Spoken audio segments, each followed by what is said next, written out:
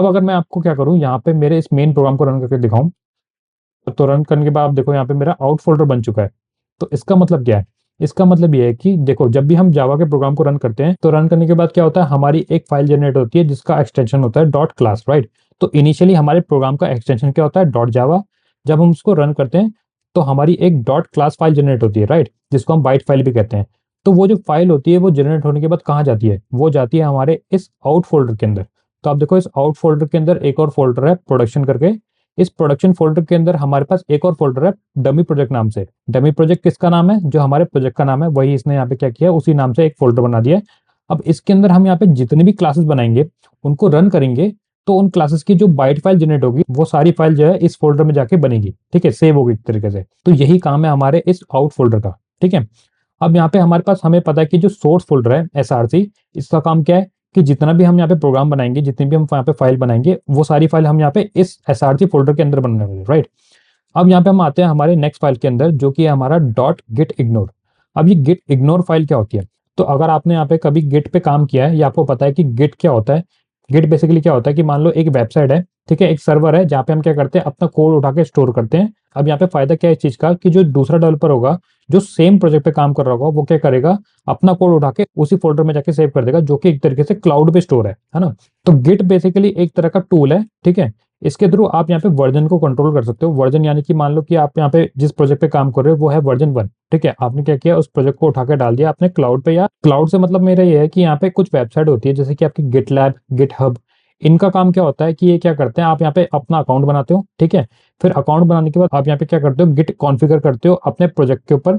अब यहाँ पे आपके प्रोजेक्ट के अंदर आपने जो भी कोड लिखा होता है, आप उठा के अपने अकाउंट पे जाके सेव कर सकते हो, ठीक है। अब अकाउंट पे आपने क्या किया, एक ऐसा फोल्डर बनाया है जो पब्लिक है। तो यहाँ पे कोई दूसरा डेवलपर क्या करेगा, उसी अकाउंट को, उसी फोल्डर को जाके एक्सेस कर सकता है, और उसमें आपने जो भी कोड लिख के पुश किया है, वो बंदा क्या कर सकता है, उसी कोड पे आगे जाके काम कर सकता है, ठीक है। तो ये काम होता है हमारे गिट का, ठीक है। अब यहाँ पे जो गिट इग्नोर फाइल है, इसका मतलब ये कि आप यहाँ पे इस फाइल के अंदर जो भी कॉन्फ़िगरेशन लिखोगे, वो कोड आगे जाके इग्नोर हो जाएगा, वो कभी आपके गिट अकाउंट में जाके सेव नहीं होगा।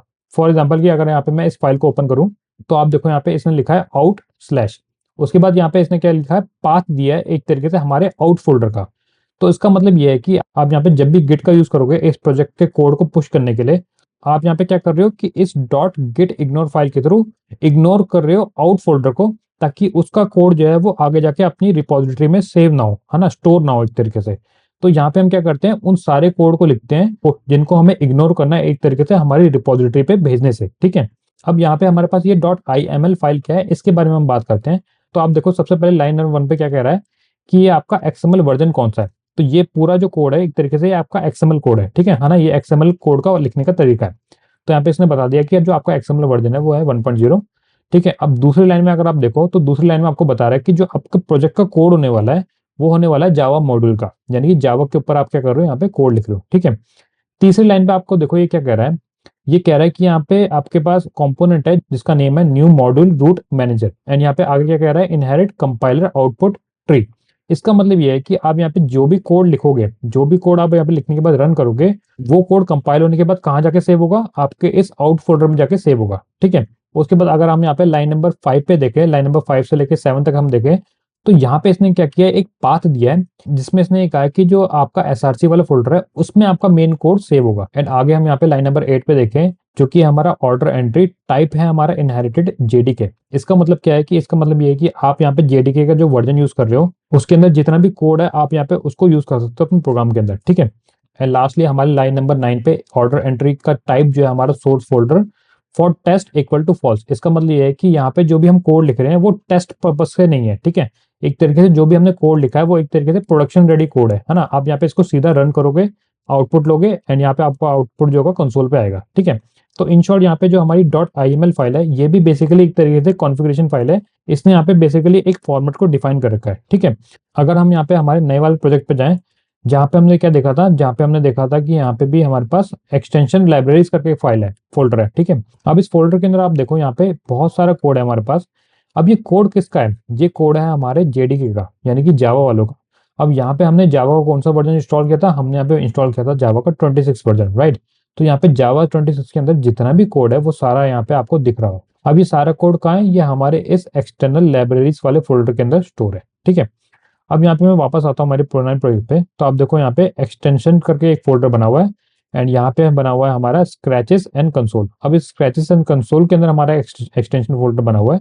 इसके अंदर हमारे पास आप देखो सेम फोल्डर बना है, डेटाबेस एंड टूल्स। अगर मैं आपको कुछ इस तरीके से करके दिखाऊं, database and tools, database tools and SQL, ठीक है। उसके अंदर हमारे पास फोल्डर है data schema, schema dot layouts करके फोल्डर बने हुए हैं। अब ये सारे फोल्डर जो है ना, जैसे कि कह रहे हैं एसक्यूएल, एसक्यूएल यानी कि आपका डेटाबेस से रिलेटेड जितने भी कॉन्फ़िगरेशन होती है वो सारे जाके यहाँ पे स्टोर होगी। डेटाबेस से रिलेटेड आप यहाँ पे जो भी काम करने वाले हो, उस काम में ये आपकी हेल्प करेंगे। किस तरीके से कि मान लो यहाँ पे आपने क्या किया, डेटाबेस को इंटीग्रेट किया अपने प्रोजेक्ट से, ठीक है। आपने यहाँ पे कुछ टेबल्स बनाई है।